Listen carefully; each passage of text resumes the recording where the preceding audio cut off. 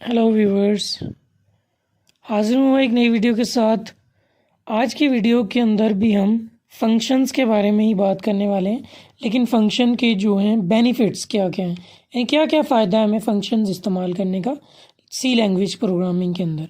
तो सबसे पहला फ़ायदा जो है ईज़ियर टू कोड, मतलब कि इसके अंदर जब हमने फंक्शंस बनाए होते हैं तो फिर क्या होता है कि जो एक बड़ा प्रोग्राम है उसे छोटे छोटे हिस्सों में डिवाइड कर दिया जाता है, छोटे छोटे फंक्शंस में, ठीक है, उनके छोटे छोटे फंक्शंस बना लिए जाते हैं।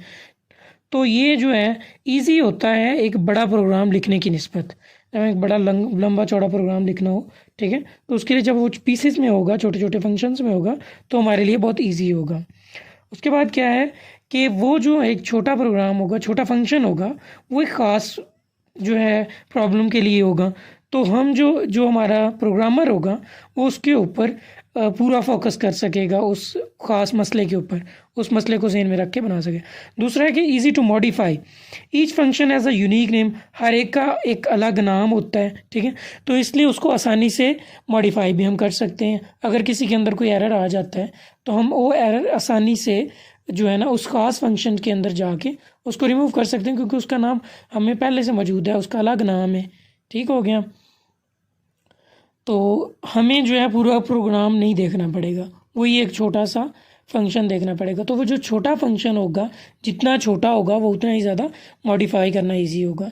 Easier to maintenance and debug, ठीक है, अगर कोई एरर आ जाता है या हम कोई चेंजिंग करने चाहते हैं, ठीक है, तो वो जो फंक्शन हमने बनाया है वो एक अलग बड़े प्रोग्राम की निस्बत वो एक अलग फंक्शन है, ठीक है।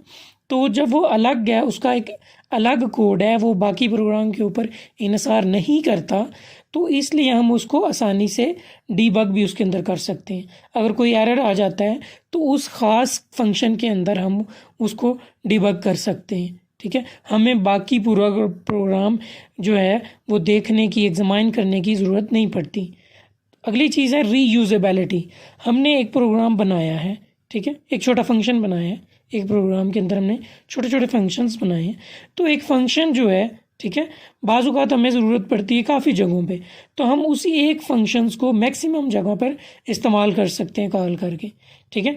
जो उसके अंदर कोड लिखा होता है वो वही कोड बार बार इस्तेमाल हो सकता है, ठीक है। सपोज़ हमने कोई फंक्शन बनाया लाइन डिस्प्ले का, ठीक है, कि कोई लाइन डिस्प्ले करने के लिए स्क्रीन के ऊपर, तो वो काफ़ी जगहों पर एक प्रोग्राम के अंदर बार बार भी हम लाइंस को शो करने के लिए इस्तेमाल कर सकते हैं।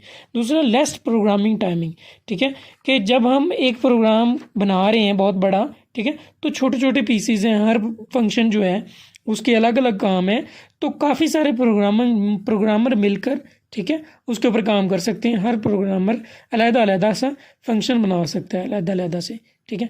हर प्रोग्रामर को थोड़ा थोड़े काम करने पड़ेंगे, यानी एक एक फंक्शन मीन दो दो फंक्शन, या जैसे भी वो मैनेज करना चाहते हैं, ठीक है, तो वो इस तरह से भी कर सकते हैं। यानी इसके तरीके से हमारी जो प्रोग्रामिंग टाइम है वो बहुत कम हो जाता है, यानी बहुत थोड़े टाइम के अंदर हम उस प्रोग्राम को कंप्लीट कर सकते हैं, चाहे वो कोड जितना भी लेंथी क्यों ना हो, ठीक है।